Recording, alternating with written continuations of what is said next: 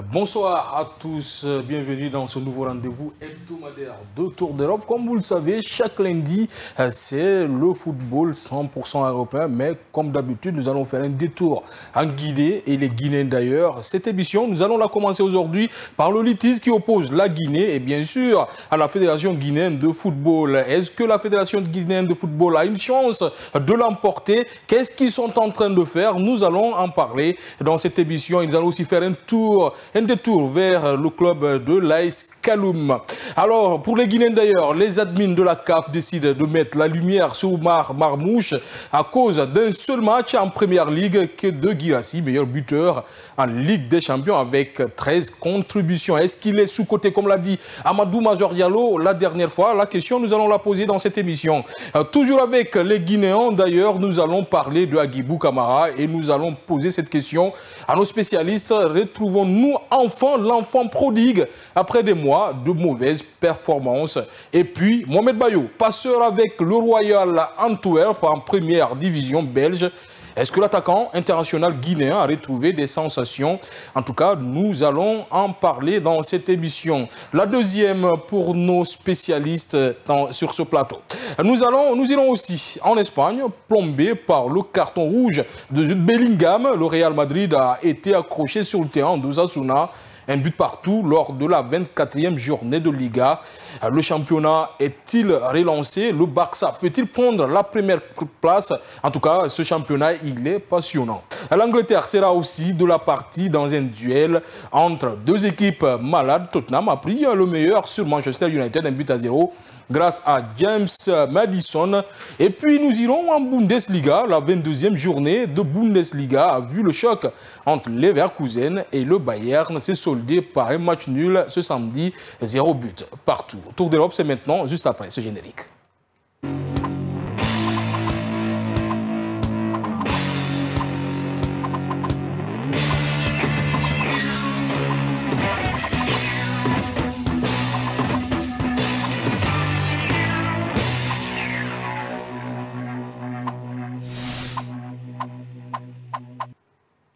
Encore une fois, bonsoir et bienvenue. Le football à la une sur Kavi TV, vous le savez, chaque lundi et chaque jeudi. Mais avant de commencer cette émission, le tour de la table s'impose, comme d'habitude.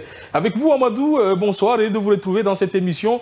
Une semaine chargée en foot, que ce soit en Guinée et dans le monde. Ouais, le plaisir est partagé. Une semaine, on s'est régalé avec le sport dans un cadre général, mais particulièrement avec le football à l'international, mais en Guinée quand même, le football guinéen est en deuil parce qu'on a perdu Marco. Et justement, on va en parler dans cette émission. Qui était le secrétaire général de cette formation de AFIA, un excellent communicant qu'on a eu dans cette émission. Donc c'est pour cela les matchs d'hier du championnat guinéen ont été quand même reportés à une date ultérieure. Voilà, tout ça s'est passé aujourd'hui dans sa famille, tout ce qui est levé du corps, symposium et tant d'autres. La famille sportive guinéenne s'est rendue à son domicile. Donc on est quand même abasourdi de cette mauvaise nouvelle. Mais c'est la volonté de Dieu que son âme repose en paix, c'est le plus important. Avec moi, juste à côté, on a Mme Passi Bangoua. Bonsoir Passi. Bonsoir, bonsoir à tout le monde. Bonsoir à ces millions de téléspectateurs et d'auditeurs qui nous suivent de près ou de loin. Bonsoir également à ma Koya natale et puis de l'autre côté en Europe. Une belle coiffure comme d'habitude. C'est bien dit, voilà. Et très bien habillé. C'est l'argent de Koya, à la base. Juste à côté, c'est sa première fois d'être avec nous, Seydouba. Bonsoir et de vous avoir dans cette émission Tour d'Europe. Merci. Bonsoir à Hassan et bonsoir à tous qui nous suivent. Donc le plaisir est partagé de participer à cette émission pour ma première. On va dire c'est mon baptême de feu. Et donc on va essayer de discuter, de parler football dans cette émission. Un nouveau catalan dans cette émission. Mais on ne sait pas s'il est dans la chaleur parce que nous ici, voilà, c'est... c'est ça. Et quand même, il faut savoir l'intégrer aussi. Tu vas recevoir des coups. Il n'y a pas de souci pour ça.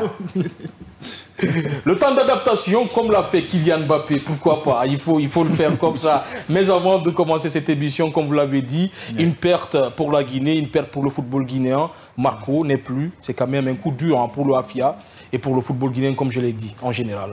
Oui, c'est un coup dur pour le football guinéen, mais aussi pour le AFIA parce que c'est un bourreau, c'est quelqu'un qui est vraiment tonifiant, c'est quelqu'un qui a donné sa vie au rayonnement de ce football, mais aussi également au sein du AFIA. C'est quelqu'un qui était très dégourdi de ce qu'il faisait dans sa façon de faire. Un homme très respectueux, très humble, avec son humilité, un homme qui était aussi professionnel dans sa façon de faire. Aujourd'hui, il a attiré sa révérence dans ce bas monde. Je crois que si c'est seulement le AFIA qui le pleure, mais c'est toute la Guinée qui réclame parce qu'il a laissé un vide au sein du football, parce qu'on ne peut pas aussi mesurer à quel point que ce monsieur il était important pour le football, surtout pour la Ligue guinéenne de football, sauf peut-être on ne le sentira plus dans les rouages de ce football. Aujourd'hui, je crois qu'on a perdu un baobab, s'il faut le dire, parce que c'est un faiseur de roi, c'est un fervent connaisseur. Partout où il est aujourd'hui, nous le souhaitons vraiment que son âme se repose en paix dans le paradis éternel. Amadou, vous avez planté le décor de tout ce qui s'est passé. En tout cas, le AFIA le perd alors que ce club explose à travers ses communications. Il nous a quand même fait rêver. Oui, bien sûr. Hein, il a attiré mon attention en matière de communication parce que tout dernièrement, il avait une émission à la RTG qu'il animait. On l'a reçu une fois dans une de nos émissions. Il a parlé de AFIA. En tout cas, 2 fois d'ailleurs ici. 2 fois, exactement. À Kavi. Exactement. Il est quand même fidèle à son club, le AFIA, fidèle à Monsieur le Président de AFIA. Il s'agit bien de KPC. C'était son ami, c'était son collaborateur et tout ça. Mais je pense que tout dernièrement, on a perdu beaucoup de messieurs qui sont quand même importants dans le football guinéen. On a vu le cas de Touré, l'ancien membre de cette formation du CIK qui a été team manager de l'équipe nationale. On a perdu tant d'autres. On a perdu encore le grand frère de l'ancien Koivogi qui était avec le staff de Orea. Maintenant, c'est Marcoba. On m'avait fait savoir même, tout dernièrement, il devrait voyager. Il était dans la délégation qui devrait accompagner Alouba en Algérie, qui vient de signer dans le Mouloudia d'Alger. Les billets d'avion étaient quand même préparés par le club. Il devrait se rendre là-bas. Mais malheureusement, à la veille qu'il est tombé malade, qu'il était un peu souffrant, il est parti à l'hôpital. On lui a fait comprendre qu'il souffrait d'une maladie, quand même qu'on pouvait traiter. C'était le début. Maintenant, le lendemain, il est parti, il a assisté à une réunion. Après quelques heures, voilà, on a eu la mauvaise nouvelle qu'il ne se retrouve plus et tout ça, il est parti. C'est une surprise. Mais bon à mal an, c'est la vie. On attend la mort quand même. Nos cœurs pleurent. Et c'est comme ça la vie. On rend hommage à ce monsieur. Que son âme repose en paix. Le football guinéen est en deuil. Alors vous connaissez Marco, le secrétaire général du AFIA? C'est quand même le visage du football, du AFIA. Mais tout de même, il est décédé, il laisse un vide dans ce club et dans le football guinéen. Bien sûr, il laisse un grand vide au sein du football guinéen. Moi, particulièrement, Marco, c'est quelqu'un que je ne connais pas du tout. Donc, j'ai appris son décès. C'est en apprenant son décès que je l'ai connu. Donc, et à partir de là, c'est, comme vous l'avez dit sur ce plateau, c'est une perte monumentale pour le football guinéen. C'est un acteur majeur. Donc, moi, j'aimerais présenter mes condoléances à toute la famille du football guinéen, à sa famille biologique également. Donc, que son âme repose en paix. Que son âme repose en paix, comme l'a dit Saïdou. En tout cas, c'est une grande perte pour le football guinéen, pour la Ligue 1, pour le AFIA et surtout pour sa famille. Le Kavi Média adresse ses sincères condoléances à la famille et bien sûr au club du AFIA Football Club. Alors on va continuer cette émission sans transition. Nous allons maintenant parler du litige Amadou qui oppose la Guinée à la fédération, à la Tanzanie. En tout cas, ça a beaucoup duré. Aujourd'hui, qu'est-ce que la fédération est en train de faire pour peut-être gagner cette bataille? On est en train de réclamer nos droits parce que avant même cette rencontre, on avait attiré l'attention de la CAF des anomalies qui sont déroulées avant la rencontre Tanzanie-Guinée. À quelques heures de cette rencontre, on a vu la CAF a accepté les requêtes de la Tanzanie, soi-disant qu'ils ont envie de changer les arbitres. On ne sait pas pourquoi les arbitres ont été changés. La Guinée ne savait pas. Et puis la Guinée, lorsqu'on est arrivé en Tanzanie, l'équipe s'est déplacée dans des mauvaises conditions.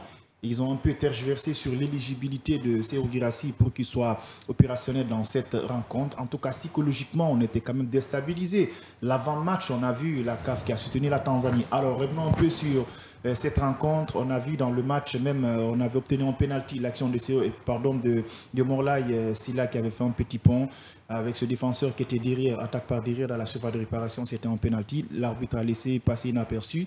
Serhou Guirassy subissait des fautes dans le match. Ça n'a pas été quand même reconnu par le référé central. Après, on voit des discordances dans cette rencontre, des anomalies concernant ce numéro. L'identifiant du joueur, parce que la Guinée a attiré l'attention de la CAF sur des articles qui a mis un accent particulier sur l'identifiant de joueur. Si on n'arrive pas, on identifie le joueur à travers le numéro, son nom et son passeport. Le passeport qui représente tout ce qui est licence du joueur. Maintenant, si c'est le championnat, on dit licence. Maintenant, si c'est une équipe nationale, c'est le passeport. Après le passeport, on a le nom du joueur, on a le numéro. Maintenant, l'identifiant, il n'y avait pas de cohérence sur la fête du match. Il y a des articles qui montrent que si les identifiants ne sont pas respectés, l'équipe-là perd le match sur tapis vert. Quelque chose qu'on a déposé et ça se donne. Et deuxièmement, après cette rencontre, le secrétaire général Blasco Barry a attiré l'attention au commissaire de match. Difficilement, il a reconnu. Maintenant, sur le papier, Blasco Barry a résumé les incohérences qui étaient dans cette rencontre, tout ce qui est anomalie. Il a montré au commissaire de match qu'il a signé. Moi, j'ai le papier écrit manuscritement. Le commissaire de match, il a signé. Et on sait qu'après une rencontre, s'il y a des requêtes qui sont déposées par une équipe, c'est à travers le commissaire de match qui va faire un rapport au niveau de la CAF. Et le rapport de ce commissaire de match, la Guinée a déposé ces documents. On parle de fond, on parle de forme. Mais il n'y a pas des articles juridiques qui montrent que franchement, la Guinée a perdu franchement ce combat, que c'est la Tanzanie qui est éligible. Donc, le résultat n'est pas satisfaisant vis-à-vis à la fédération. On peut dire, Amadou, que Bouba Sampil, sur ce plan-là, il a été énorme parce que la promptitude existe. Il est en train de se battre pour donner cette qualification à l'équipe du Sili. Mais est-ce que c'est possible? Oui, exactement, c'est possible. Hein. Depuis ça, Bouba Sampil n'a pas baissé les bras en collaboration avec le ministre des Sports Bogolaba, avec le secrétaire général Blasco Barry. Donc, ils sont en train de se battre, ils continuent à se battre, mais c'est une question d'intérêt supérieur de la nation. Depuis ça, quand même, j'ai beaucoup aimé la réaction de Bouba Sampil qui continue à se battre, qui continue à réclamer ses droits qui appartient à tout bon Guinéen. Il n'est pas en train de le réclamer parce que c'est lui le président de la fédération, mais ce qu'il est en train de faire, c'est parce que aussi les Guinéens, au-delà d'être président de la fédération guinéenne de football, il est avant tout Guinéen. Si la Guinée se qualifie, si la Guinée arrive à obtenir gain de cause, c'est pas seulement Bouba Sampil qui va obtenir quand même des choses qui sont positives dans cette situation. C'est quelque chose qui va arranger tout le peuple de Guinée. Moi, je pense qu'il faut que tout le monde arrive à se mobiliser derrière Bouba Sampil pour qu'on l'accompagne, pour qu'il arrive à obtenir gain de cause. Moi, quand même, je suis quand même optimiste. Ils sont en train de faire des démarches. Ils n'ont pas baissé les bras.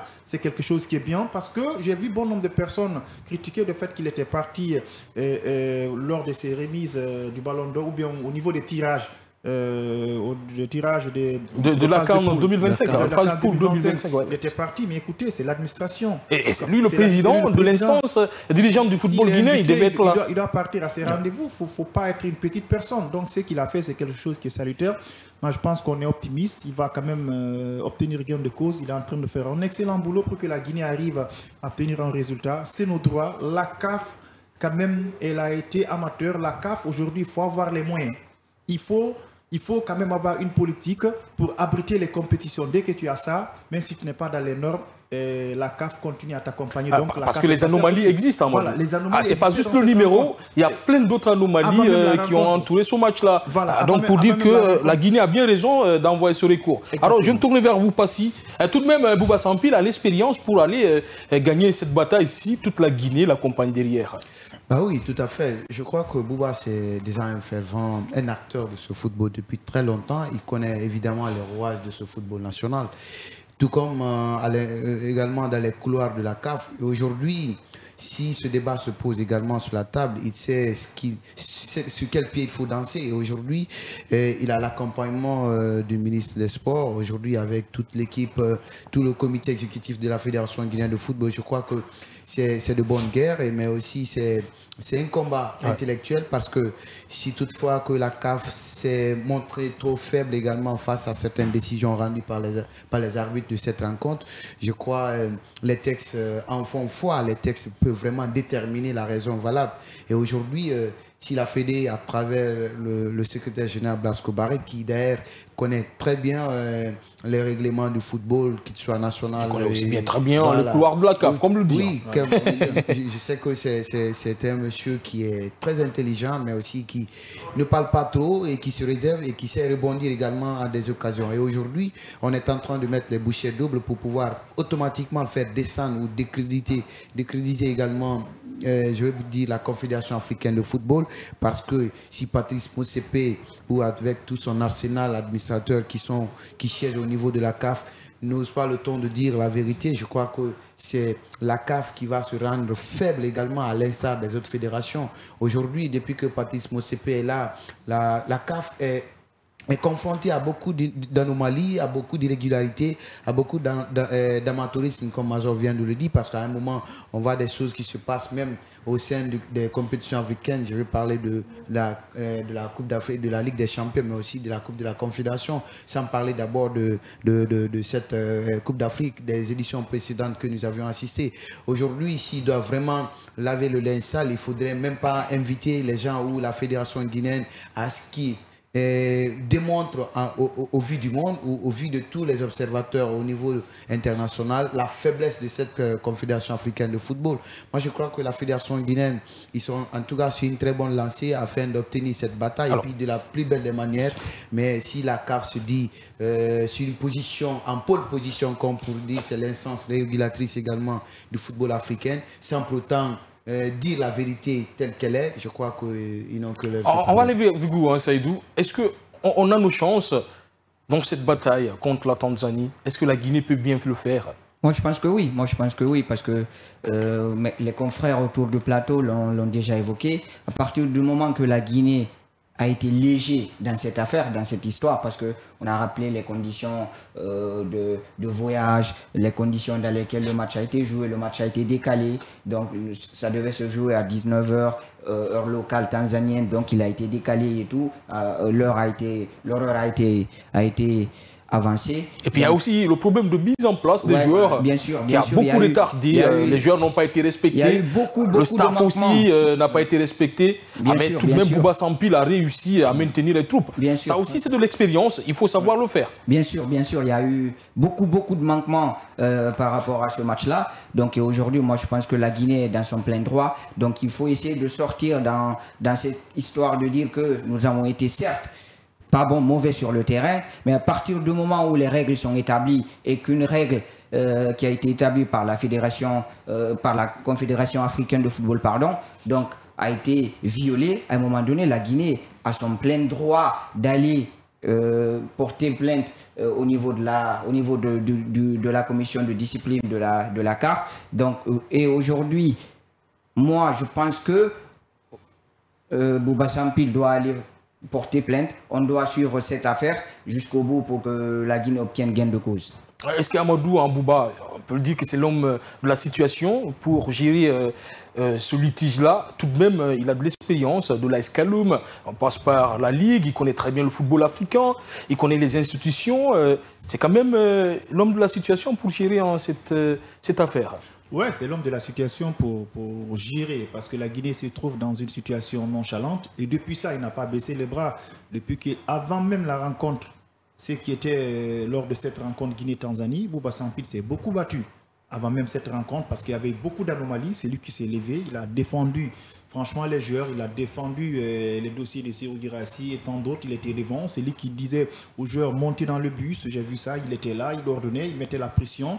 Il a mis la barre haute. Je pense que c'est son rôle. C'est ce qu'il est en train de faire. C'est extrêmement bien. Quand tu es à la tête d'une institution, tu représentes une nation et que si la nation, elle est lésée, tu te lèves, tu mènes le combat. On doit l'accompagner dans ce sens parce que c'est l'intérêt supérieur de la nation qu'il est en train de démarcher pour qu'on obtienne gain de cause. Mais si on l'accompagne négativement, si on le piétine, il part franchement pour défendre la nation avec le ministre des Sports Bogolaba, avec le secrétaire général. Il part pour défendre la nation. Mais si on tire le drap derrière, comment ils pourront avancer? Donc tout bon Guinéen doit se mobiliser derrière Bouba Sampil, le ministère des Sports, le secrétaire général. Justement, Amadou, vous parlez de tirer derrière. Oui. On sent qu'aujourd'hui, il y a des Guinéens qui n'ont pas envie d'accompagner cette fédération guinéenne de football. Exactement. Mais là, ce qu'ils ne comprennent pas, ce n'est pas un problème de Bouba Sampil, ce n'est pas un problème de tel Guinéen, c'est le problème du football guinéen, c'est le problème de la Guinée, des couleurs guinéennes. Bouba, je pense qu'il faut l'accompagner parce qu'il est en train de se battre. Vous savez, en Guinée, c'est une culture. Quand tu n'as pas d'intérêt avec quelqu'un, même s'il est en train de faire quelque chose, des côtés quand même qui sont positifs, ils ne vont jamais te défendre. Ça, c'est né en nous. Quand tu vérifies, c'est des personnes voilà, qui sont frustrées ou lésées, qui sont là à dire qu'il peut écouter, c'est mort, la Guinée ne va pas se qualifier, ils nous ont fait ça et ça. Alors, on sait qu'après le AFIA 77, il y a eu des anomalies dans le football guinéen, ça ne date pas d'aujourd'hui. La Guinée a perdu des batailles juridiques parce qu'il y a eu franchement d'amateurisme, ça ne date pas d'aujourd'hui. On a vu ce qui s'est passé entre la Guinée et le Sénégal. Lors des catégories U17, si je ne me trompe pas, la Guinée qui était partie pour se qualifier pour la Coupe du Monde, c'était en Tanzanie, on a joué une finale contre le Cameroun, on a été épinglé par faute d'âge, mais il fallait voir, c'était du n'importe quoi. Ça ne date pas d'aujourd'hui, il ne faut pas qu'on arrive à faire ressortir nos colères devant l'intérêt supérieur de la nation. On doit l'accompagner, ce qu'il est en train de faire, c'est noble, c'est quelque chose qui est bon, c'est quelque chose qui est salutaire, et puis il est entouré par deux messieurs qui ont un très bon niveau. Je le réitère encore, il prend Blasco Barry. C'est quelqu'un qui maîtrise très bien le football. Et même le ministre des Sports, Bogolaba, il a un bon niveau, très bon niveau même. Il faut partir voir qu'est-ce qui se passe. Quand c'est bon, il faut apprécier. Quand c'est pas bon, mais aussi, ça ne vous pas vaincu en Bogolaba. Il est monstrueux. Il a tout de même envie de voir la Guinée à la CAN. Et c'est normal parce qu'il est guinéen, il est fils guinéen. Il faut se battre. Est-ce que vous avez vu un Tanzanien dire que la Tanzanie n'a pas raison? Surtout qu'ils ont peur, la Tanzanie. Parce qu'ils savent qu'ils ont fauté. Oui, c'est son tu.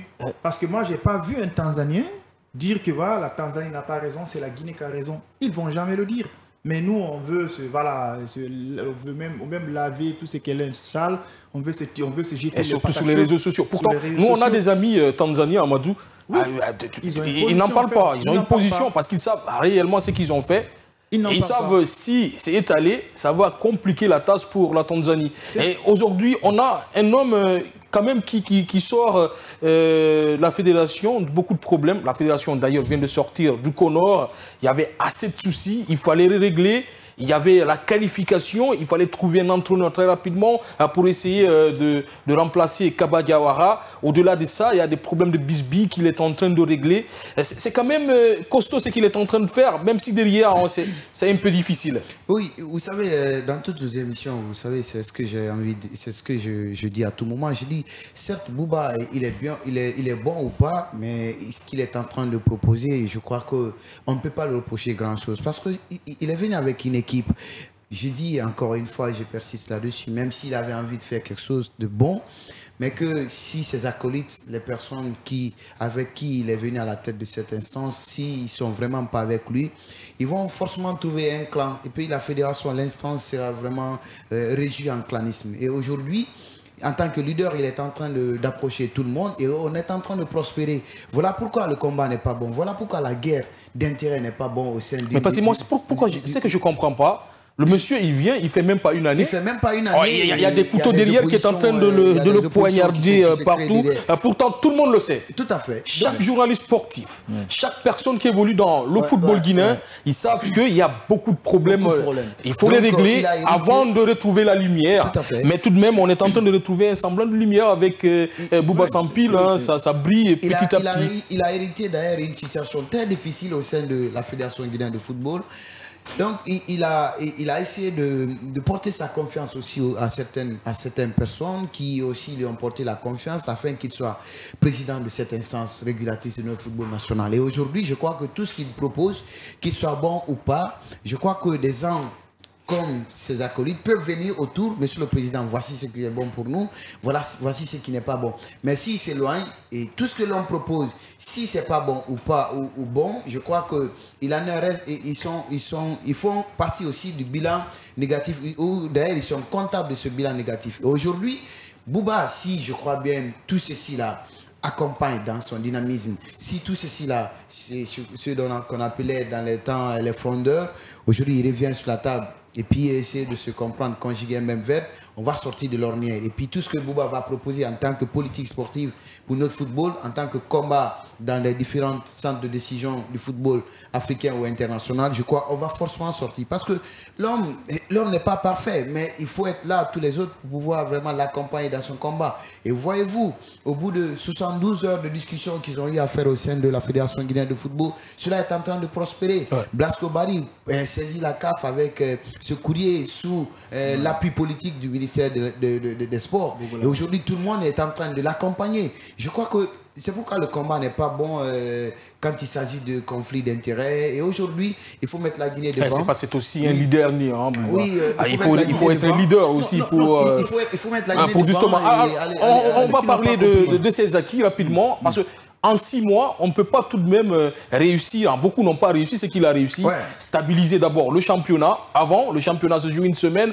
On attend 3 ou 4 semaines avant de jouer le championnat. Et aujourd'hui, chaque semaine, on a le championnat guinéen. Ouais. Il est stable. De l'autre côté, il y a aussi des partenariats avec d'autres fédérations, comme la Fédération française de football, comme la Fédération marocaine de football. Il y a aussi le club de l'AS Kaloum qui est en train de sortir de l'ornière. Il y a une nouvelle communication autour de tout ça. Ah, si le monsieur n'était pas expérimenté, s'il ne connaissait pas le football, je pense qu'il ne pouvait pas réaliser ce qu'il a réalisé en juste 7 ou 8 mois, Amadou. C'est quand même beaucoup ce qu'il fait. Et on va commencer par ça, d'abord. Oui, bien sûr, bien sûr. C'est...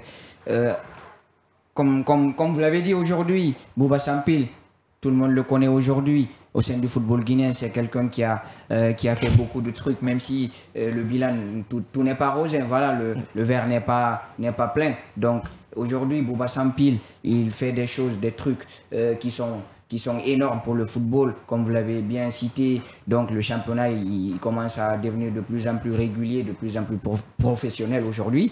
Donc c'est un monsieur qui connaît très très bien le football, donc qui aime le football, qui vit football, qui mange football, qui pratique football tous les jours. Donc c'est un monsieur qui est en train de révolutionner pas mal de choses au sein de notre championnat. Donc aujourd'hui, moi je pense qu'il faut louer quand c'est bon, il faut critiquer également quand c'est mauvais. Ouais. Et là aujourd'hui, le bilan, globalement, on peut dire qu'il est satisfaisant pour ces 6 premiers mois. Vous êtes sûr? Vous êtes d'accord avec lui tout de même? Oui, je suis d'accord avec lui. En 6 mois, 7 mois, Amadou réussir tout ça, c'est quand même costaud. Oui, je suis d'accord avec vous. Vous savez, quand on fait le bilan de quelqu'un, il y a des aspects positifs, il y a des aspects négatifs. Maintenant, si on se penche sur les aspects positifs de Bouba Sampil, même si c'est la Ligue qui organise le football, mais la Ligue quand même est coiffée par ailleurs par la fédération. Ensuite, on parle du ministère des Sports, c'est sur le plan administratif, alors on voit le championnat quand même constant. Et deuxièmement aussi, c'est les conditions de voyage de l'équipe nationale. Actuellement, j'ai beaucoup apprécié ça. Le Sidi quand même est dans des très bonnes conditions. Ouais. Quand il voyage, même si on parle de primes ou il n'y a pas de problème de primes. Ça, c'était avant. Aujourd'hui, c'est des trucs qui sont réglés à temps. C'est extrêmement important. Quand la Guinée est en litige avec des pays, il prend le devant, il continue même à suivre son bâton de pèlerin, à défendre le pays. C'est extrêmement important parce qu'on en a besoin des cadres comme ça, des cadres qui osent défendre le pays. C'est ce qui nous manque au niveau de la CAF. Les cadres qui ont été là-bas, qui sont là-bas, sont quand même, on les a destitués, et les peu qu'on en avait là-bas n'arrivent pas à défendre les biens de la nation. Sinon, Bouba Sampil n'allait même pas se lever pour défendre ça. Il faut qu'on se batte pour qu'on arrive à avoir des cadres. Moi, je pense qu'à ce niveau, il a fait quand même beaucoup de choses. C'est extrêmement important. C'est des aspects à souligner. C'est des aspects quand même qui attirent notre attention. Surtout au niveau du club de l'AS Kaloum qui a signé un partenariat avec une marque. Voilà. Je me réserve de le dire pour ne pas que le commercial arrive à mettre justement, et surtout le directeur qui va te donner une facture rapidement. Aujourd'hui, l'AS Kaloum, l'image a beaucoup changé sur le plan de la communication. Ils ont un vrai projet de plan de communication. Ils ont un site internet. Les maillots ont été changés. L'image du club, dans un cadre général, on voit un changement. Ils ont leur page Facebook, ils ont leur chaîne YouTube. En tout cas, sur le plan de la communication, ils ont apporté des touches quand même qu'on n'avait pas vu dans les autres clubs. C'est extrêmement important. Et l'arrivée des joueurs de renom comme Ibrahima Souri Sankon et Touré aussi, qui avait joué avec l'équipe junior de cette formation de Juventus de Turin, et l'arrivée de Jules Keita, les Samaki, des Mohamed Lamine, en tout cas des joueurs de qualité. Ouais. Pour le moment, c'est un club qui regorge des joueurs qui sont vraiment expérimentés. Le début n'a pas été aisé pour eux, mais au fur et à mesure que le championnat évolue avec un entraîneur comme Désiré Foucault qui est en train de remettre les pendules à l'heure, pour le moment, ils sont dans un très bon registre. Moi, je pense qu'ils vont se relancer avec l'AS Kaloum. Ils ont duré, c'est chaud, mais Ils sont en train de tenir. La saison dernière, ils ont failli quand même partir dans une compétition africaine et cette fois-ci, ils commencent à se retrouver, même si c'est dur. Mais ils maintiennent le cap et puis voilà, ça va. On va continuer ce débat le jeudi dans l'émission Roll Sport avec justement Amadou Mazor Diallo. Alors là, on va parler de l'actualité de la Guinée en général et pourquoi pas l'actualité africaine. Nous allons continuer cette émission Tour d'Europe avec les Guinéens d'ailleurs. Je vous ai parlé de Serhou Guirassy, les admins de la CAF. Nous allons parler aussi, Amadou, de la CAF. Ça continue toujours avec cette institution. Je le disais, les admins de la CAF décident de mettre la lumière sur Oumar Marmouche à cause d'un seul match en Première Ligue que Guirassy, meilleur buteur à Ligue des Champions avec 13 contributions.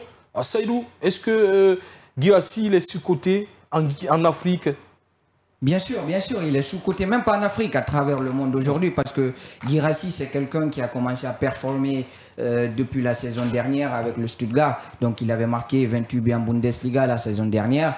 Et on a vu tout ce qui s'est passé autour du meilleur footballeur africain de l'année. Donc, on a vu beaucoup de trucs.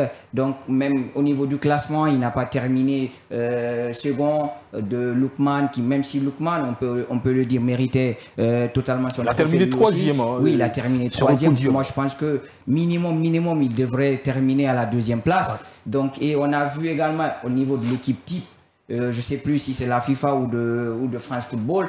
Donc, il y avait concocté une équipe type sans Serhou Guirassy. Même l'équipe type, je pense de la CAF, il n'en faisait pas partie. Donc, pour moi, il y a eu trop de trucs qui se sont passés autour de Serhou Guirassy. Moi, je pense aujourd'hui, peut-être qu'il souffre un tout petit peu du championnat allemand, la Bundesliga, qui est un petit peu sous-coté en Europe aujourd'hui. Donc, moi, je pense que Guirassy, il est totalement sous-coté. Il fait des trucs extraordinaires. Il faut le dire. C'est pas parce qu'il est guinéen, je le dis. Donc, en Ligue des Champions, il est le meilleur buteur. 10 buts, doublé face au Barça. Donc, c'est aujourd'hui un joueur qui performe, qui fait partie parmi c'est pas n'importe quel joueur quand même qui peut réussir à mettre un petit doublé au Barça, actuellement, qui est super en forme. Un très grand Barça, pardon. Donc, comme je l'ai dit, il fait partie aujourd'hui parmi les meilleurs attaquants du monde. Et top 3, peut-être top 5, et il ne sera pas 5e pour moi. Donc, il est sous-coté, pour répondre à votre question.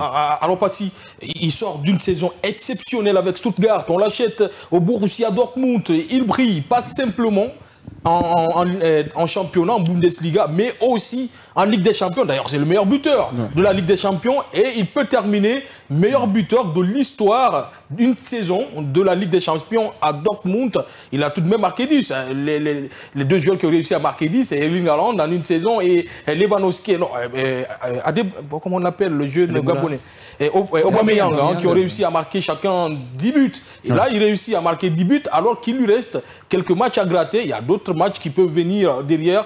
Et aujourd'hui, on met Marmouche devant, on communique sur Marmouche parce qu'il a marqué un but en Première Ligue et on laisse Guirassy. Qu'est-ce que la CAF est en train de jouer? C'est la question qu'on est en train de se poser. Est-ce que d'ailleurs, ce n'est pas la CAF qui a empêché Guirassy de soulever ce ballon d'or? Je crois que la CAF est en train de faire un jeu toujours qui va être encore... un fil à retordre contre elle du moins. Parce qu'aujourd'hui, si vous prenez Guirassy, ce qu'il est en train de proposer en termes de ratio, en termes de matchs joués, en termes de performance, on ne peut pas comparer notre joueur sur le plan africain, disant quoi qu'il en soit. Parce qu'on parle d'un autre joueur là, c'est pas l'Égyptien Marmouche qui n'a marqué qu'un seul moment ou dans un seul match, peut-être qui a été sensationnel. Mais que Guirassy, vous prenez la quasi-totalité de ses matchs joués, je crois, s'il ne marque pas, mais il donne une passe décisive, en tout cas, il ne sort pas néant. Il ne sort pas néant ou bien il ne finit pas néant le match. Aujourd'hui, si la CAF fait la mauvaise publicité également sur un joueur qui, même s'il a planté 23 buts dans cette saison et 13 passes décisives, et oui, c'est aussi énorme. Mais en termes de performance individuelle, ce que Guirassy est en train de poser, moi, je ne trouve pas raison valable afin de communiquer ou d'ailleurs de parler trop sur les plateaux également des autres émissions européennes, sur les plateaux, parler également de ce joueur et laisser Guirassy de côté. S'il le fait, je crois bien c'est déjà une insulte même à l'égard de la personnalité du joueur. La CAF, elle, si elle ne cherche pas vraiment à équilibrer, à mettre en place une balance également, ou à rechasser également tous ces joueurs qui performent dans le football européen, elle risque également de créer la discordance, de créer également ici un manque de confiance également sur ce qu'on appelle côté promotion de la Confédération africaine de football. Parce qu'il en est possible et puis c'est faisable. C'est vrai, on peut créer des concurrences, mais pas faire des communications fallacieuses sur un joueur qui peut-être vous a marqué dans un match, mais qu'il y a un autre qui est là. Mais si vous ne cherchez pas à l'encourager, mais il faut quand même féliciter ses œuvres, c'est-à-dire ce qu'il fait en tant que joueur. Mais ils sont en train de faire quelque chose qui va créer des bisbilles, qui va créer des problèmes, surtout dans ici la partie promotion et communication de l'instance fêtière du football africain. Amadou, je vais tourner vers vous rapidement. On parle beaucoup de la Bundesliga, beaucoup de personnes, beaucoup d'analystes, mais en cause la qualité des équipes de Bundesliga. Pour eux, la Bundesliga est plus faible que les autres championnats. Moi, je ne suis pas d'accord. Aujourd'hui, la Bundesliga, c'est parmi les top 3 du championnat européen, parce que tu peux le citer parmi la Liga, la Première Ligue. Après, c'est la Bundesliga. Les autres championnats, on ne peut pas dire que sont meilleurs que la Bundesliga. Je pense que ce n'est pas la seule cause. Écoutez, ceux qui quand même savent très bien, ceux qui maîtrisent les rouages du football ne peuvent pas sous-coter le championnat allemand. Ça ne date pas d'aujourd'hui. Ce championnat quand même a produit des grands clubs. À un certain moment, on a vu Bayern de Munich qui a colonisé l'Europe. Leverkusen, on n'en parle même pas tout dernièrement. Et Dortmund, lorsque Dortmund... Et d'ailleurs, même Bayern Munich, même Dortmund. Bayern qui a colonisé l'Europe à un certain moment. Ce sont des grands clubs, les anciens clubs, parce que tu ne peux pas parler de Bayern, de Milan, surtout le Milan AC avec Bayern. C'est des grands clubs qui ont produit des grands joueurs. Et l'Allemagne, on n'en parle même pas. On a vu l'équipe allemande en Europe. L'équipe là fait partie parmi des meilleurs. Le championnat, on n'en parle même pas. Ça, c'est un faux débat. Vous savez, le problème de la CAF, je suis en train de placer Motsepe sous un angle de matérialiste. Motsepe est en train de chercher des nations. C'est un businessman. Voilà, c'est un businessman. Non, c'est un matérialiste. Il est en train de chercher... Un entrepreneur. Les entrepreneurs, c'est... Non, pas forcément l'expression, mais pas forcément ça. Ils ne sont pas quand même escrocs par ailleurs. Lui, son cas est bizarre. Il est en train de charmer les nations pour abriter les compétitions. Parce qu'à un certain moment, on avait vu qu'on rejetait les compétitions pour les organiser. Ouais. On a vu le Maroc qui abrite beaucoup de compétitions. C'est extrêmement important. Il faut attirer l'attention du Maroc. Et puis la Tanzanie aussi. Beaucoup de personnes ont rejeté le CHAN. La Tanzanie doit organiser le CHAN. Et puis ils doivent abriter encore une compétition. Ouais. Comment la Guinée peut déposer des requêtes? Il n'y a pas de réponse, c'est un manque de respect total. Et deuxièmement, un joueur comme Serhou Guirassy qui a été placé comme meilleur joueur de la semaine en Ligue des Champions, ça c'est l'extrémum du football mondial. Donc on parle de la Ligue des Champions. Là on se retrouve des grands joueurs de renom, Vinicius, Erling Haaland et tant d'autres. Actuellement, je me demande s'il y a un 9 sur cette terre qui fait mieux que Guirassy en matière de ratio. Il n'y en a pas. Ouais. Donc, il faut d'abord savoir quels sont les critères, comment ils ont choisi et qu'est-ce qu'il faut. Et les votants sont basés sur quoi? Serhou Guirassy a compris la donne. Il a oublié la CAF. Il joue son football. Il est en train de se faire respecter, même si la CAF ne parle pas de lui. Mais il est rentré dans l'histoire du football mondial. Il faut essayer de le reconnaître, même s'il n'a pas de trophée. Mais après 10 ans ou 15 ans, après, on parlera de lui. Moi, je me dis, il est devenu une légende dans beaucoup de clubs. Des clubs comme Stuttgart. Après 10 ans ou 15 ans ou 100 ans, quand tu viens dans ce club, on te parlera de Serhou Guirassy. Ce qu'il a fait, c'est exceptionnel. Ouais. Dortmund, on n'en parle même pas. Même si le club est en train de régresser, il progresse. Mais ça arrive. Ça arrive. Et puis, ce qui est encore incroyable avec ce garçon, il n'est pas au Barça, il n'est pas au Real, il n'est pas avec Manchester City. Ouais. Stuttgart qui est en bas du tableau, il les ramène en deuxième place, il les amène en Ligue des Champions. Et deuxièmement aussi, deuxième meilleur buteur en Europe, c'est fou. Vous imaginez, deuxième meilleur buteur parmi les 5 meilleurs championnats, le meilleur buteur africain. Après, il vient avec cette formation de Dortmund qui est en train de chuter, mais lui est en train de se démarquer. C'est tellement individuel ses qualités. Ouais. Je ne sais pas qu'est-ce que la CAF est en train de nous manigancer, mais la CAF, c'est des marionnettes de la FIFA, surtout ce Motsepe qui lèse complètement la Guinée. Je ne sais pas qu'est-ce qui ne va pas, mais franchement, c'est... Alors, on demandait à Guirassy d'exploser aussi avec son équipe nationale. Et il le fait. Ouais. Il marque des buts avec le Sili. Qu'est-ce qui reste? 2 matchs, 6 buts. C'est quand même prolifique, ça. Bien sûr. Guirassy, moi, aujourd'hui, si Guirassy ne faisait que marquer, ok. Mais aujourd'hui, quand on prend Guirassy, au niveau de sa palette, donc il ne fait pas que marquer. Donc c'est un joueur qui a une palette très très large. C'est un joueur qui est capable de créer de l'espace pour ses partenaires, qui peut jouer de haut but pour permettre à son... c'est un Karim Benzema, vous voulez dire? Exactement, exactement. Donc il fait des passes décisives. Pas plus tard que c'est mardi, je crois bien, face au Sporting CP. La passe, cette ouverture qu'il donne à Adeyemi, je crois bien, c'était extraordinaire. Il marque un but, il fait une passe décisive, mais dans le jeu, il est très bon. Il est très bon également. Donc c'est un joueur aujourd'hui, comme l'a dit Major, parce qu'aujourd'hui, quand on prend les autres attaquants en Europe, Lewandowski, aujourd'hui, dans le jeu, c'est très compliqué. Il joue au Barça, moi je le suis tout le temps. Donc c'est vrai, il continue de marquer. Haaland, pareil. Parce que derrière, il y a beaucoup de joueurs. Il a Kamen, Yamal, il a Pedri et tant d'autres. Voilà. Aujourd'hui, Guirassy, aujourd'hui, quand on prend tout le packaging qu'il a aujourd'hui comme numéro 9, pour moi, on ne peut pas le considérer. Mais est-ce que le problème, ce n'est pas aussi ses coéquipiers de Dortmund qui l'oublient des fois? Oui, à un moment, oui, parce que Dortmund aussi, comme l'a dit Major tout à l'heure, c'est un club qui est sur la pente descendante.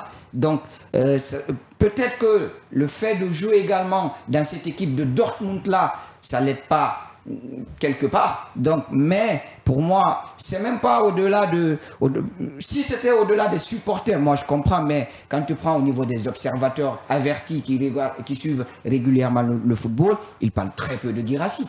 Ils parlent très peu de Guirassy. Surtout en Afrique. Voilà, surtout en Afrique. Même en Guinée aujourd'hui. Moi, quand je regarde, quand j'observe, je vois très peu les journalistes parler de Guirassy. On parle de Messi et de quand on revient au niveau du ballon d'or africain, si je peux le dire ainsi, du meilleur joueur africain, moi j'ai vu très peu d'articles pour booster Guirassy. J'ai vu très peu d'émissions pour parler de Guirassy, pour faire du lobbying pour lui. Donc, quand vous regardez chez les autres, au Sénégal, en Côte d'Ivoire, il y a beaucoup de lobbying au niveau de leurs médias. Donc, moi, je pense que Guirassy, il est victime de tous ces trucs que je viens de citer là. Donc, et pour moi, aujourd'hui, il ne peut pas faire mieux en termes de performance. Et moi, je pense que la CAF devrait plutôt faire profil bas, équilibrer les débats, donc essayer d'être juste et équitable. Il a raison, Rémi Ngono, le consultant de RFI, qui disait que Guirassy, que ce soit en Bundesliga, que Ligue 1 ou en Espagne ou en Angleterre, il peut bien exploser parce qu'il a le talent pour exploser dans ces différents championnats. Mais il faut d'abord comprendre quelle comparaison fait cette CAF également à l'égard de Serhou Guirassy. Marmouche, il a joué face à Newcastle. Guirassy a marqué peut-être contre le Barça, contre des grands clubs. 2 buts. Il a été aussi énorme contre le Real. Il n'a pas tout de même marqué, mais il a été énorme. Faire un triplé face à un adversaire aussi morose. Faire un triplé face à un adversaire qui est prenable par Manchester City, mais moi je ne trouve pas quelque chose qui dramatise en tout cas cette sensation ou ce petit moment de cette compétition de Première Ligue, pendant que Guirassy à tout moment il impose. Je crois, on raisonne également notre confrère de RFI, il a tout à fait raison. Guirassy, vous l'imposez aujourd'hui au sein de la Liga, il fera mieux parce qu'il a un profil de Karim Benzema. Vous l'envoyez également au sein de la Première Ligue, il le fera parce que parfois il décroche comme l'Erling Haaland. Aujourd'hui, vous l'envoyez en France, déjà où il a cotisé, déjà il va péter encore de forme. Moi, je dis que c'est un serral-buteur, c'est un gars qui, aujourd'hui, qui a une intelligence au-dessus également de tous ces attaquants numéro 9 qui évolue aujourd'hui dans les lignes d'attaque européennes. Mais que si la CAF nous fait comprendre que ce jeune Marmouche a explosé ou a pété de forme, mais il a joué contre quelle équipe, contre quel adversaire dans la Première Ligue, c'est Newcastle. Et que si c'est possible, mais Manchester City a joué contre le Real Madrid, qu'est-ce que Marmouche a proposé comme fond de jeu, comme statistique? Je crois que non. Ils vont jouer peut-être contre le Barça ou d'autres clubs. Ils ont déjà joué contre des gros morceaux également de la Ligue des Champions, mais aussi tout comme en Première Ligue. Qu'est-ce que Marmouche a fait? Il ne faudrait pas prêtez-moi l'expression, mais qu'il fait descendre le gars comme s'il n'a rien fait, pendant que tous les grands joueurs africains que l'année dernière jusqu'à maintenant ont évolué sous l'ombre de Serhou Guirassy. Alors, on va continuer bien sûr avec les Guinéens. D'ailleurs, on espère que Guirassy va exploser plus que ça. Mais il y a d'autres débats. On va continuer rapidement à évoluer avec un autre Guinéen d'ailleurs, Agibou Camara, passeur pour Sao Vidal. Ludogorets est bien entré dans cette seconde période. Agibou réalise sa première passe décisive avec Ludogorets. Est-il de retour, Amadou? Ouais. Très bon ce garçon. Il nous a quand même impressionné lors de la dernière. De rappeler que les Guinéens sont en train de briller avant le match décisif contre la Somalie. Oui, bien sûr, c'est extrêmement important. C'est de très bonnes nouvelles.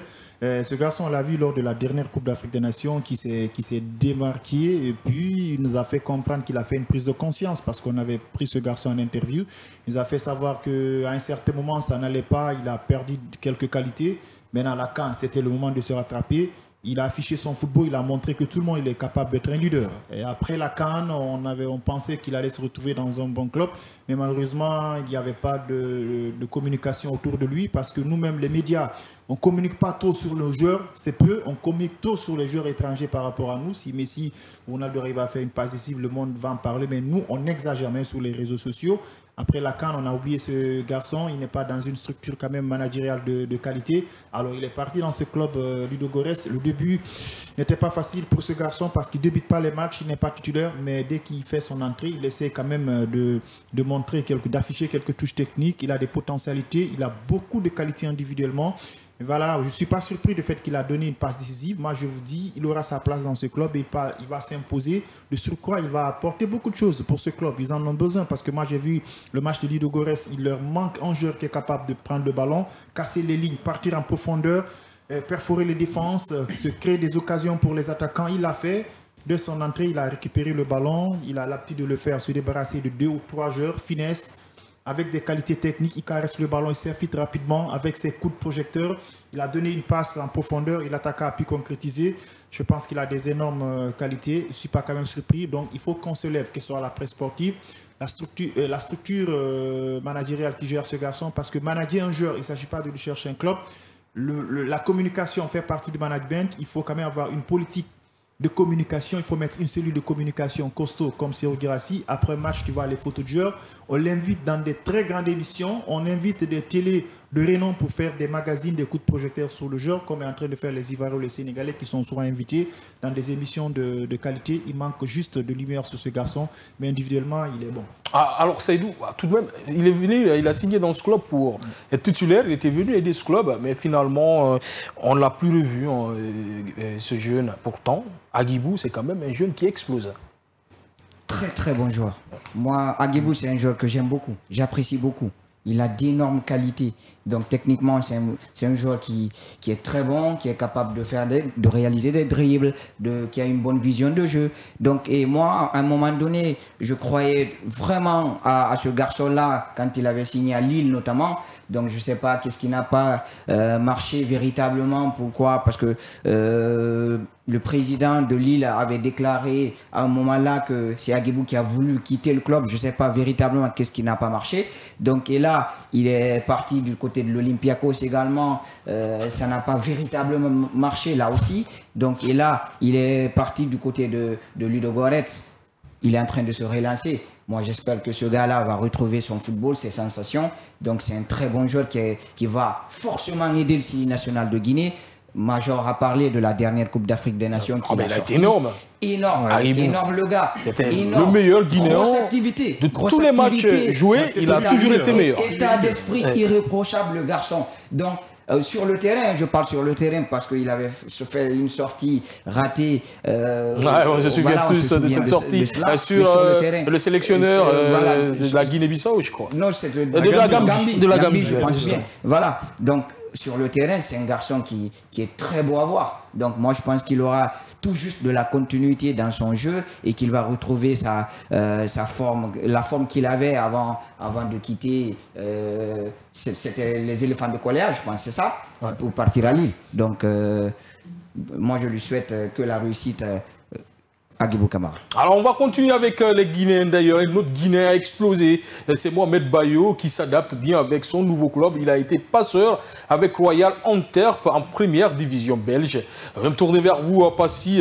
Mohamed Bayo, on peut dire lui aussi qu'il est de retour ou pas? Bah oui, Il ne faut pas être trop dur, parce que la dernière fois, c'était chaud. Je crois on n'aimerait pas voir un certain Bayo qui a laissé ses empreintes dans Clermont, aussi dans Lille. On n'aimerait pas le voir dans ce club belge, mais aujourd'hui, ici, la destination... Et parce que ici, c'est le seul choix qu'il avait. C'est le seul choix qu'il a réussi. Ah, c'est pour se relancer. Voilà, c'est bon pour lui pour pouvoir se relancer parce que c'est un jeune aussi très intelligent qui a de l'impact physique, qui démontre également ce qu'il a appris en qualité d'attaquant fétiche, en qualité d'attaquant provocateur. Aujourd'hui, il s'impose, peut-être c'est une occasion pour lui de s'affirmer de la plus belle des manières et revenir le plus rapidement que possible dans les clubs qui disputent le premier rôle, également de ces championnats qui sont en France ou en Espagne, tout comme en Allemagne. Notamment, c'est une manière pour lui encore de continuer sur cette lancée parce qu'il ne faudrait pas qu'il montre une performance de XXL, mais qui va aller en dents de scie. Je crois bien qu'il en a fait. D'autres parlent de son indiscipline, d'autres parlent également de son sérieux, également quand il s'agit d'un travail de groupe. Et souvent, c'est ce qui le rattrape. Et aujourd'hui, s'il trouve ce point de chute, il doit pouvoir vraiment saisir l'occasion et profiter bien là-dessus pour pouvoir vraiment redevenir un certain Bayo dans les annales de l'histoire. Amadou, la marche est enclenchée. Il peut bien retrouver des sensations avec ce club belge. Oui, il a le niveau quand même. C'est un très bon joueur. Faire une passe décisive, il faut qu'on en parle. Quand un joueur marque ou bien une passe décisive, c'est de l'actualité, il faut qu'on en parle. Mais bon, dans un cadre général, on ne peut pas se taper la poitrine parce que c'est Bayo qui te donne une passe décisive dans un championnat belge, un Bayo qu'on attendait dans le championnat anglais, qui était très bien parti, qui se retrouve en Belgique pour se relancer. Il ne faut pas être aussi dur.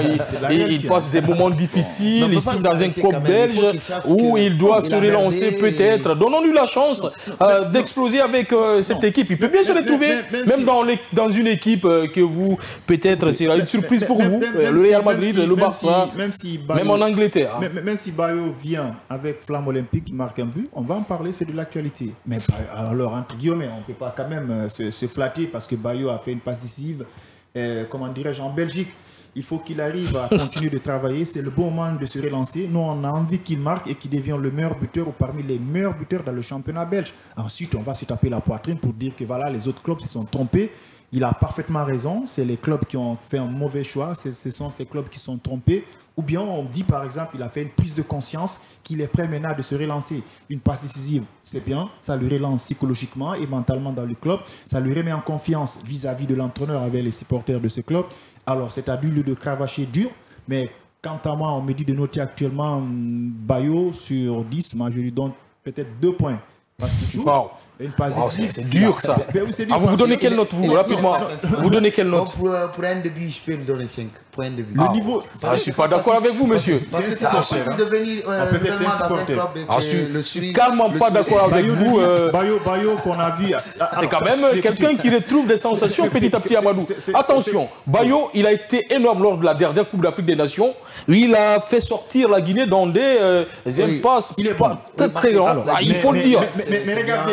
Il qualifie la Guinée en quart de finale parce que c'est lui qui réussit à qualifier la Guinée en quart de finale pour dire Amadou qu'il a des atouts. Il peut bien réussir dans ce club. Très bon. Moi, je prends l'exemple tout le temps, un joueur que j'apprécie beaucoup, c'est Adengra, c'est mon chouchou actuellement.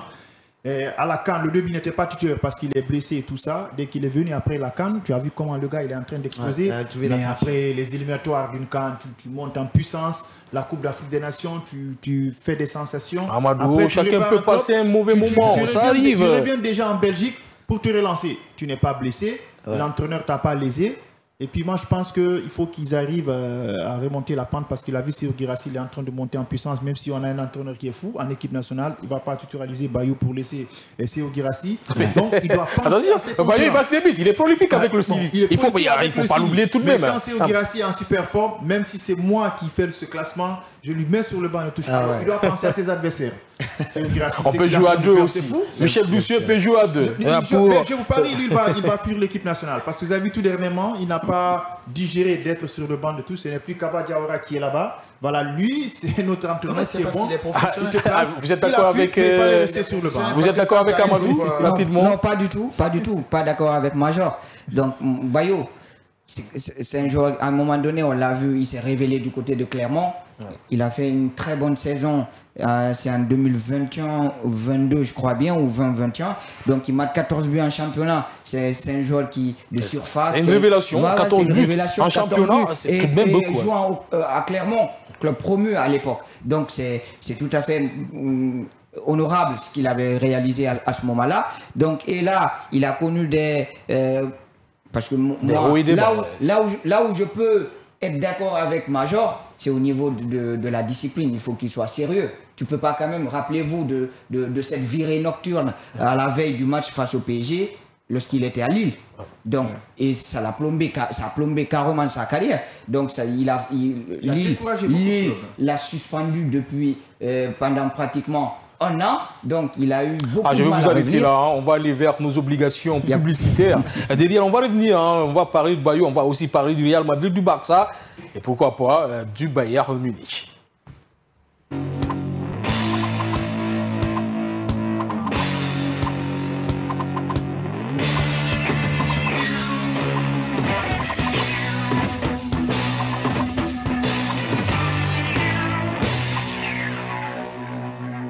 Je vous amène dans les profondeurs du monde, au début de tout, là où l'idée devient matière et la matière devient service. Dans un monde incertain où la fortune et l'infortune s'échangent les rôles en un laps de temps, la confiance est ce qui guide les pas et les paris. Conscient que le monde est une évolution et que l'évolution incite à la confiance, YellowBet décide de monter d'un cran. Il s'invite dans vos écrans. Avec YellowBet, c'est le ticket remboursé.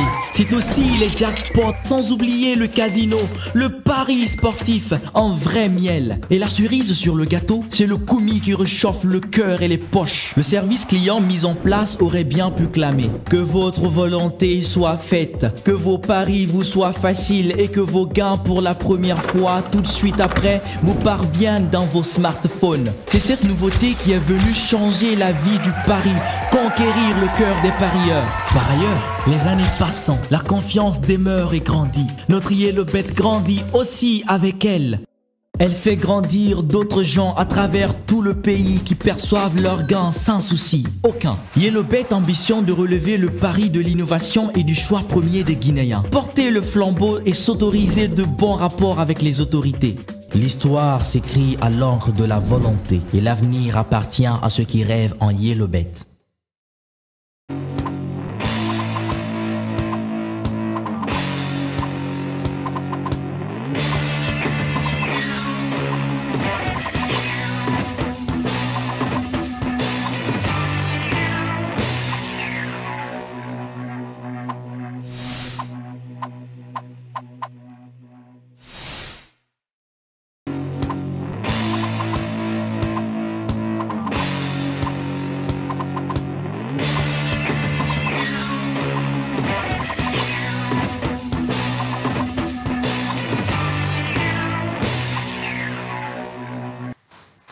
De retour sur ce plateau, vous avez vu, le fond il a changé, donc on est dans la minute du partenaire YellowBet, mais on va continuer de parler football. On était avec vous Saïdou, parler de Bayo, vous n'êtes pas d'accord avec Amadou, vous avez donné des exemples, dis-moi, c'est une révélation, 14 buts tout de même dans le championnat français, c'est pas donné à n'importe qui.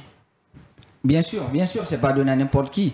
Je disais que Bayo devrait être sérieux, beaucoup plus sérieux aujourd'hui. Moi, je pense que j'avais suivi une de ses interviews dans l'émission phare de TF1 Téléfoot qui se passe tous les dimanches donc, sur TF1.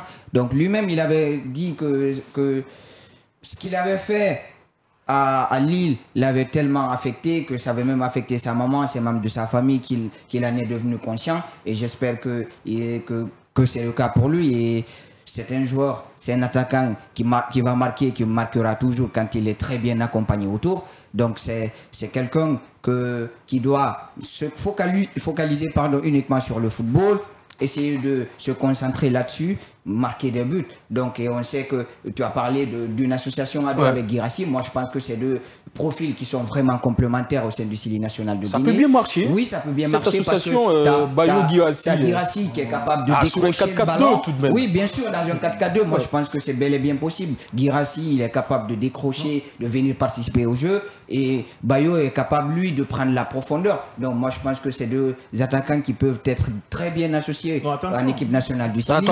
Amadou n'est pas d'accord. Non, moi je ne le pense pas, même son téléphone l'a rappelé, alors ça ne peut pas marcher. Alors, vous savez, Bayo, c'est un très bon joueur. Individuellement, il a envie de marquer. On a vu aussi les intentions de c'est ça, un attaquant. Guirassy. Inzaghi, c'est un attaquant qui mettait des buts. Il a écrit sa légende comme ça. Trezeguet, la même chose. Yann Koller, la même chose. Il y aura des problèmes. Balle au pied, Bayo, il n'est pas bon. C'est avec la tête. Oui, Major, c'est pourquoi. On lui demande de mettre des buts. On lui demande de mettre des buts, là, Major. L'association avec Guirassy, Guirassy va continuer à lui donner des passes pour qu'il marque. On a vu les ambitions de Guirassy. Guirassy, déjà, c'est un leader. Il s'est fait respecter en club, ça ne va pas être facile pour lui. Peut-être au niveau des couloirs, on peut mettre. Je ne sais pas. En tout cas, quand c'est Guirassy, il n'est pas blessé. C'est pas seulement Bayo. Il va m'excuser, c'est pas seulement Bayo. L'attaquant qui a fait fuir Fulcrou. L'attaquant qui a fait qu'on a oublié beaucoup d'attaquants. Attention, Amadou, il avait la confiance aussi de Nourou Saïb. Oui, c'est parce qu'il est bon. C'est lui-même qui s'est fait respecter. Vous avez vu en ratio de but, quelqu'un qui te plante 6 buts, 9 buts en 3 matchs. C'est fou. Cette fois-ci, en 9 matchs, il a 10 buts. Il a des ratios pas possibles quand tu es concurrent avec Guirassy. Actuellement, ça va être très compliqué. Hormis peut-être Harry Kane ou Lewandowski, ils vont se partager une place dans un club. Mais dans n'importe quel club. Isaac aussi. Isaac, oui, mais dans n'importe quelle équipe, dans n'importe quel club, on te dit que Guirassy arrive, mon frère, tu vas te chercher. En tout cas, tu vas te mettre au travail. Bayo, c'est pas parce qu'il est faible, mais son concurrent actuellement, c'est le meilleur neuf au monde. On lui respecte, il a beaucoup fait, mais si c'est Guirassy, il n'est pas du tout blessé, c'est lui qui va débuter le match. S'il passe à côté, peut-être on lui donne une chance. Vous êtes...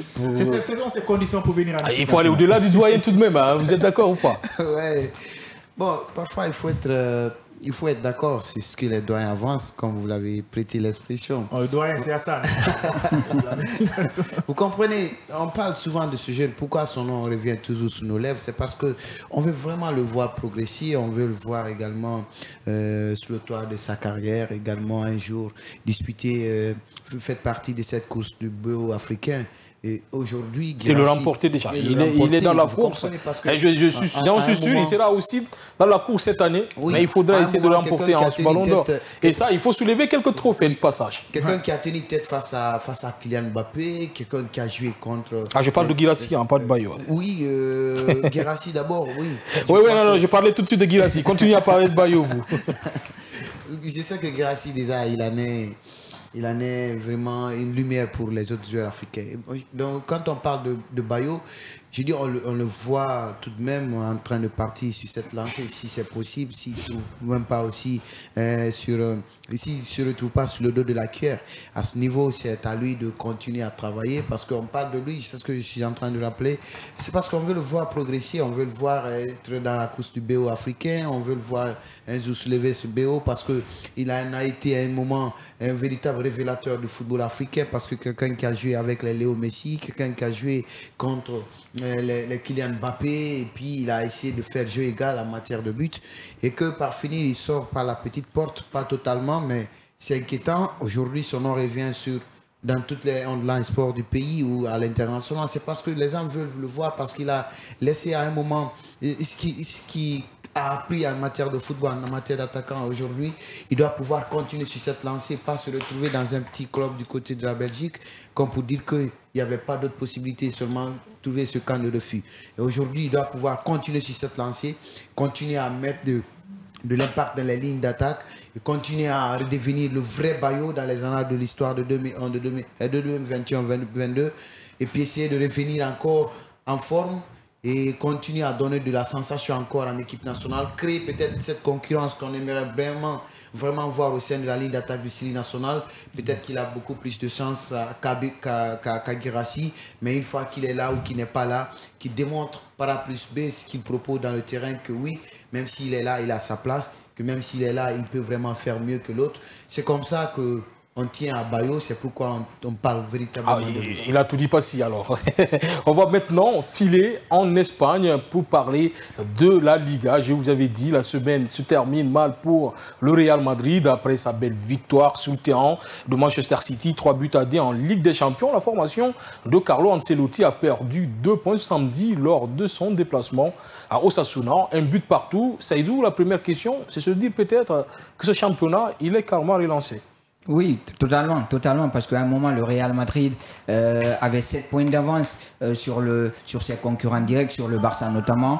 Donc, c'est aujourd'hui, le Real Madrid, sur ses 3 derniers matchs, n'a pas gagné. Donc, ils font match nul face à l'Atlético, ils perdent face à l'Espagnol, 1-0, même s'il y a eu beaucoup de polémiques par rapport à ce match-là, avec le tacle qu'avait été victime Kylian Mbappé. Donc, et là, également, il joue contre Osasuna. Osasuna, on sait que le stade El Sadar, c'est un déplacement très compliqué. C'est une équipe qui donne du fil à retordre à plusieurs gros d'Espagne. Donc, là aussi, déplacement compliqué. Le match commence.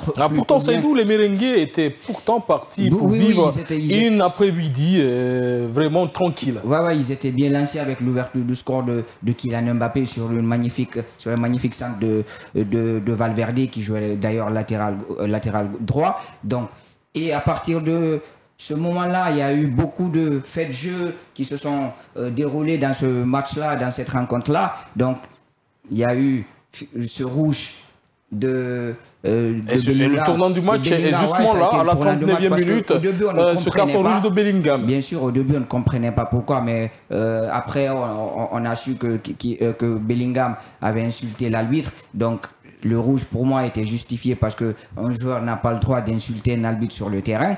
Donc, même si les Anglais, on sait qu'eux, ils aiment souvent pas insulter avec ce mot-là qu'il avait utilisé, dont je ne vais pas répéter moi. Donc, le Real Madrid a continué le match en jouant en infériorité numérique. Donc, ça a été très compliqué derrière. Ensuite, ça est suivi l'égalisation de Osasuna. Donc, le match s'est terminé finalement par un but partout. Donc, et là, aujourd'hui, l'Atlético derrière également qui fait match nul face au Celta Vigo. Et aujourd'hui, tu as le Barça qui a l'occasion en or de rattraper le Real Madrid. Même nombre de points si le Barça bat le Rayo ce soir. Mais quand même, le Barça sera devant au niveau grâce à la différence de but. Donc, le Real Madrid a perdu tellement de points ces derniers temps. Comme le Barça l'avait fait au mois de novembre-décembre, après le Classico, ils avaient enchaîné également des défaites, des contre-performances. Ils avaient perdu contre Las Palmas, contre la Real Sociedad, contre Leganés à domicile. Donc, il y a beaucoup d'irrégularités dans ce championnat parce que même l'Atlético également, au début, avait lâché beaucoup de points. Donc finalement, il n'y a pas un mano à mano cette année-là, mais plutôt 3 équipes qui se disputent le titre. Donc moi, je pense que bien malin à celui qui perdra le prochain match parce que ça peut aller très vite dans ce championnat. Alors, le Real Madrid se met là en difficulté à Amadou. Ils perdent 2 points. Ils pouvaient bien gagner ce match. Hormis en ce carton rouge, ils étaient très bien lancés.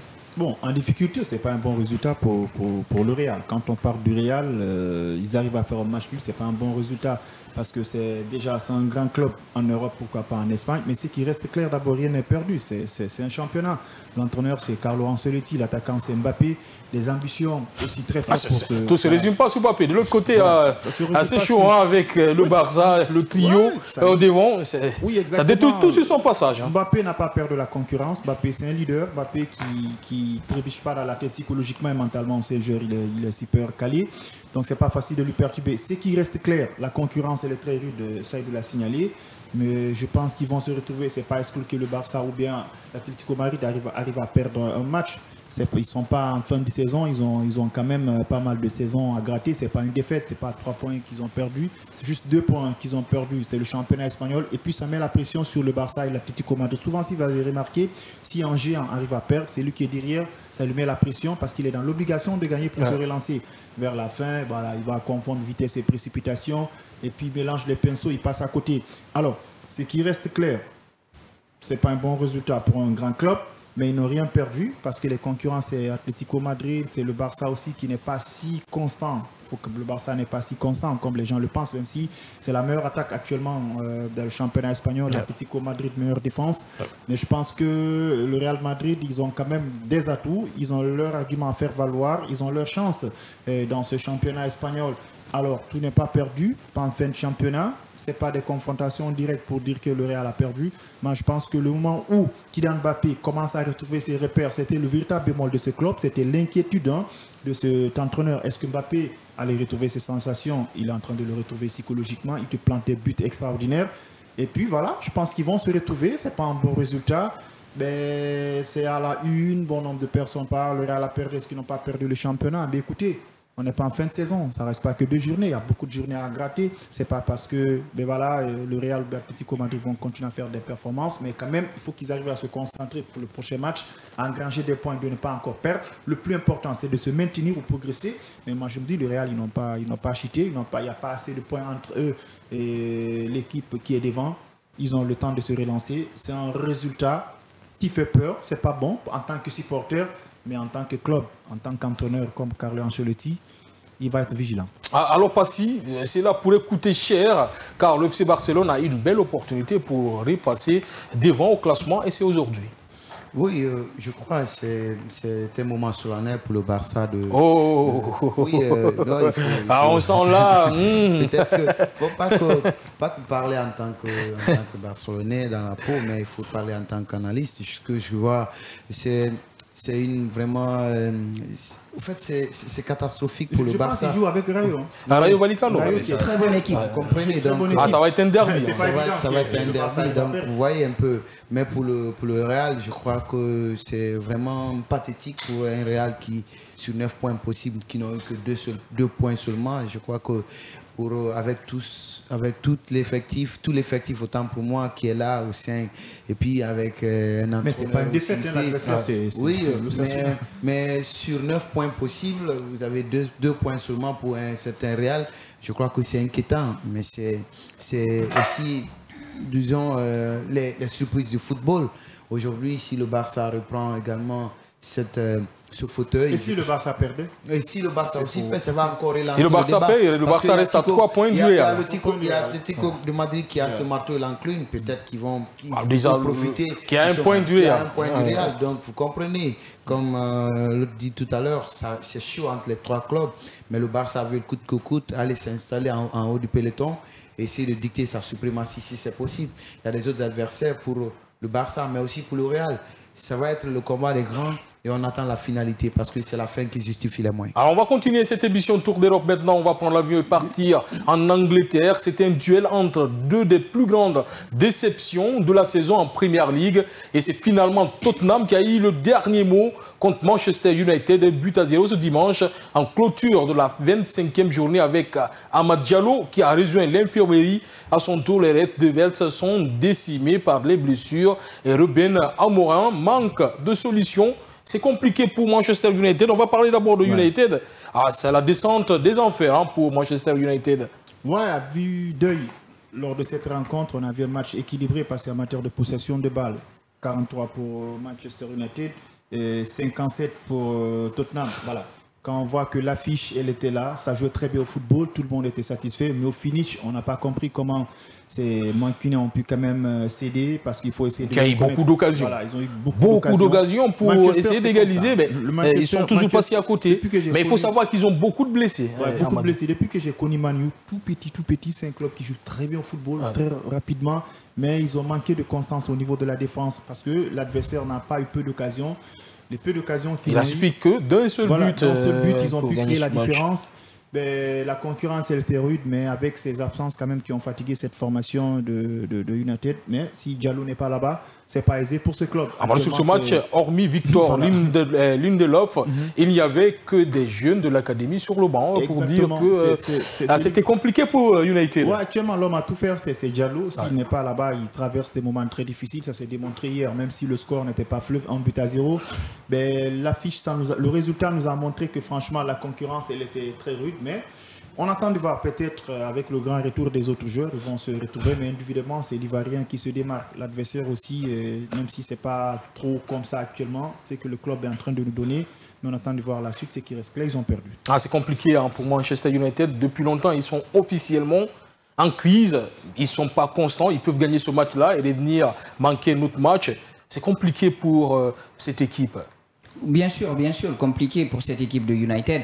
Donc United, moi je commence à être inquiet pour ce club-là parce que c'est, comme tu l'as dit Hassan, donc c'est un club. Parce que c'est pas un problème d'argent United, c'est un gros budget. Bien sûr, Manchester United. Ils ont beaucoup d'argent, même s'ils n'ont pas su dépenser sur le mercato d'hiver là. Donc, mais United aujourd'hui, comme tu l'as dit, un pas en avant, ils font deux, pour vous, ils n'ont pas fait un arrière. recrutement intelligent. Bien sûr.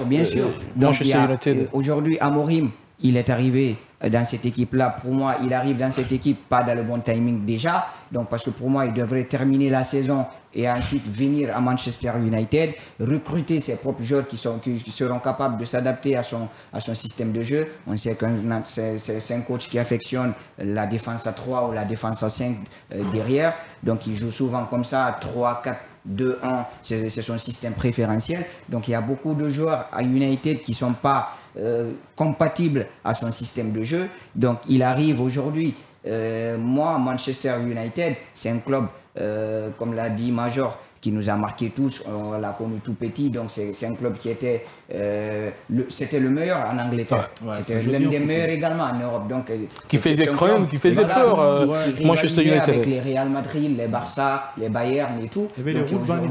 Aujourd'hui, ça ne vaut plus un pesant de respect, Manchester United au sein même d'Angleterre. Donc c'est un club qui aujourd'hui, depuis le départ d'Alex Ferguson en 2013, a connu beaucoup de problèmes. Donc, il y a eu beaucoup d'entraîneurs qui se sont succédés dans ce club-là, mais finalement, ça n'a pas porté fruit sur le long terme parce que Mourinho, il est arrivé, il a gagné une Ligue Europa, il a gagné quelques trophées, une FA Cup, je crois bien, ou un Community Shield. Donc, aujourd'hui, Manchester United, ça fait pitié, ça fait vraiment pitié parce que vous n'êtes pas sans savoir aujourd'hui que quand on regarde les équipes que United a battues cette saison, c'est Southampton qui joue la relégation, c'est Leicester qui joue également la relégation, c'est Manchester City qui fait sa pire saison sous Pep Guardiola. Donc c'est très compliqué pour cette équipe. C'est vrai, elle arrive à faire parfois des performances. Une fois, parce que la deuxième mi-temps contre City où il gagne avec le doublé d'Amadou Diallo, moi j'avais vu du très bon dans ce match-là. Ah ouais, du très bon Manchester United.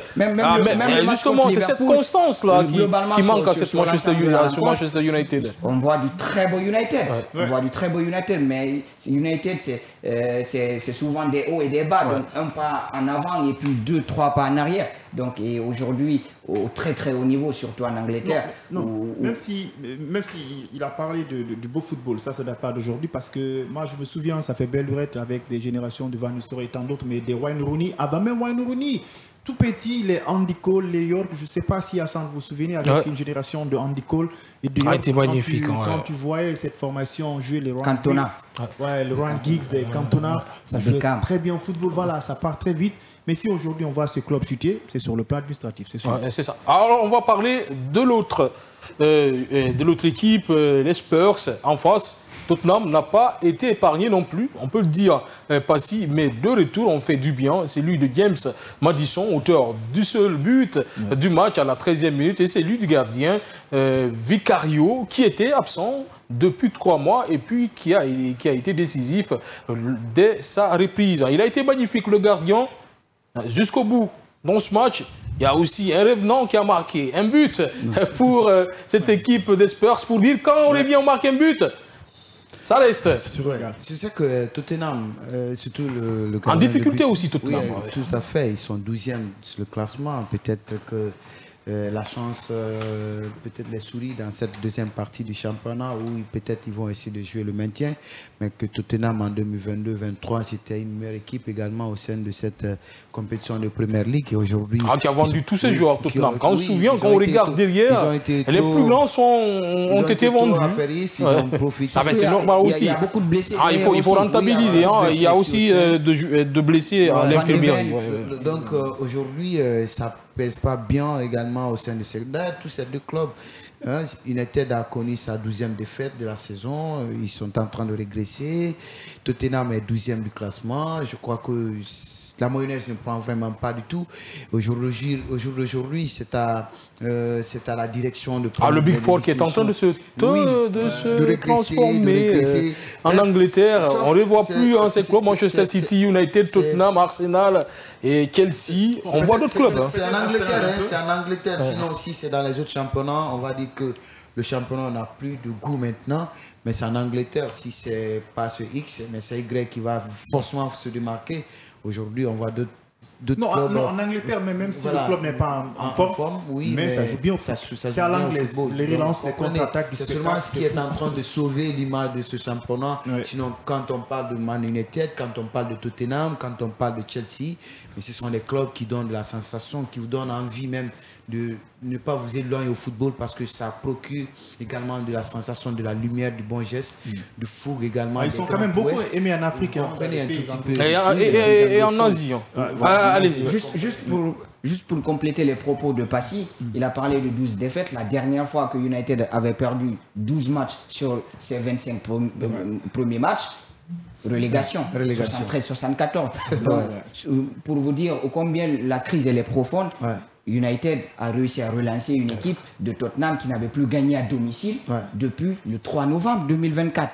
C'était face à Aston Villa, 4-1. Donc, c'est pour vous dire que la crise, elle est tellement profonde à United. On avait pensé que peut-être c'est Cristiano Ronaldo qui les a empêchés. Et ça, c'est notre débat. Alors, justement, on n'a que 4 minutes, donc on va filer directement en Allemagne pour parler de la Bundesliga. La 22e journée de Bundesliga a vu le choc entre Leverkusen et le Bayern se solder par un nul ce samedi et au but partout malgré leur nette domination. 5 tirs au but contre 2. Les locaux du Bayern n'ont pas su trouver la faille, marquant là une bonne occasion de refaire une partie de leur retard sur le leader bavarois.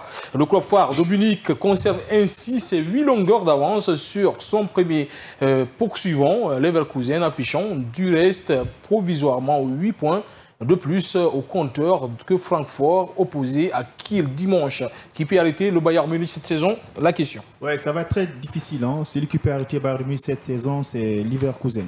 On a vu le résultat, 0 but partout, mais longueur d'avance en matière de points. Vous imaginez, ils sont en train de rafler les performances dans ce championnat. Ils ont le meilleur buteur, Harry Kane, avec 21 réalisations. Meilleure attaque, meilleure défense. D'ailleurs, super prolifique cette saison, Harry Kane. Même si on peut compter les pénaltys. Les pénaltys, voilà. C'est normal. Ce club est en train de faire un bien fou. Vous imaginez, meilleure attaque avec 65 buts, meilleure défense avec 19 buts marqués. Ils ont le meilleur buteur. Encaissé. Meilleure défense, je peux le dire ainsi. Meilleure défense, 19 buts encaissés, 65 buts marqués, meilleure attaque. Bon, logiquement, on est en train de voir, c'est comme si ce club a tiré les leçons de la saison dernière parce qu'ils étaient là, le club était complètement perturbé, on ramène Sadio Mané, ça ne passait pas du tout, qu'est-ce qui n'allait pas? Leur compteur était complètement bloqué, la philosophie de jeu, ça ne marchait plus, ils ont perdu leur ADN complètement. Après, on a vu cette formation Leverkusen quand même qui a profité de leur faiblesse pour créer la différence. Il y avait derrière Leipzig avec Stuttgart de Serhou Guirassy qui bousculait un peu, qui faisait le forcing avec un attaquant très fort, qui crée la différence. Mais depuis que Serhou Guirassy est parti, on est en train de voir ce club est en train de voler en dents dessus. Derrière, c'est Leipzig qui arrive à se maintenir, Fribourg et Mayence. Ça ne va pas être aisé pour ce club. Mais moi, je me dis, cette fois-ci, ils ont retrouvé leur repère. Bon, moi, quand même, ça me touchait, même si je ne suis pas un supporter de cette formation. Mais ils amenaient un peu d'engouement, un peu de concurrence dans ce championnat. Parce que c'est Bayern qui représente le championnat allemand Ligue des Champions. C'est fou, s'ils sont en super forme, ils ne pardonnent pas. Ils corrigent les clubs, on a vu le Barça. Et tant d'autres, ça ne pardonne pas. Mais moi, je me dis, ils sont vite retrouvés. Je suis quand même impressionné. Ils n'ont pas pris assez de temps. C'est fou ce qu'ils ont fait. Ils sont en train de cartonner. Donc, moi, je peux le dire, Bayern Munich est de retour. Mais félicitations à Leverkusen qui arrive à mettre la pression sur ce club. Alors, en 30 secondes, est-ce que le Bayern peut bien le faire cette année? Bien sûr, moi je pense qu'ils seront champions. Parce qu'aujourd'hui, leur seul concurrent direct, c'est Leverkusen. Même si il a parlé de Bayern impressionnant, moi je ne suis pas totalement d'accord cette saison. Moi je ne trouve pas le Bayern impressionnant parce que c'est une équipe également. Ils ont la qui meilleure avait... attaque. Non, oui, ils ont. Moi je te parle du jeu, dans le jeu. Mais On l'essentiel voit beaucoup du jeu, d'équipes. c'est les résultats. Pas plus tard qu'il y a 2 semaines, je pense bien, leur avant-dernier match en championnat, c'était contre une équipe promue, ils gagnent 4-0. Et cette équipe-là arrive à marquer 3 buts au Bayern. Normalement, ça devait jamais arriver. Ça peut se passer aussi dans un match de professionnel à l'abri. Oui, le match de ce week-end-là contre Leverkusen, pour moi, Leverkusen devait largement gagner ce match-là.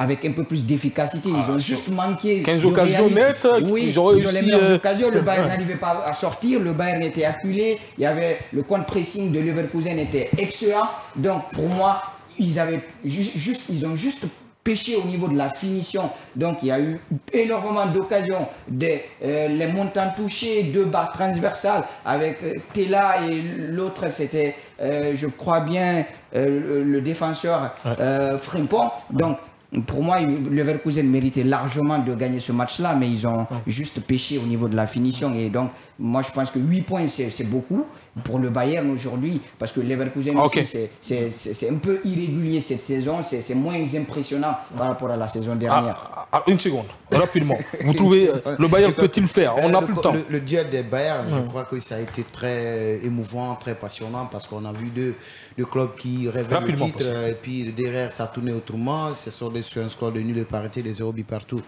Le duel va continuer, je crois, 55-47. L'adrénaline monte. Merci Passy d'avoir été avec nous. Merci à tous. On se retrouve le jeudi dans l'émission World Sport. Merci Amadou d'avoir été avec nous. On vous retrouve le jeudi. On va changer de position. Vous serez là et moi de l'autre côté. Hein.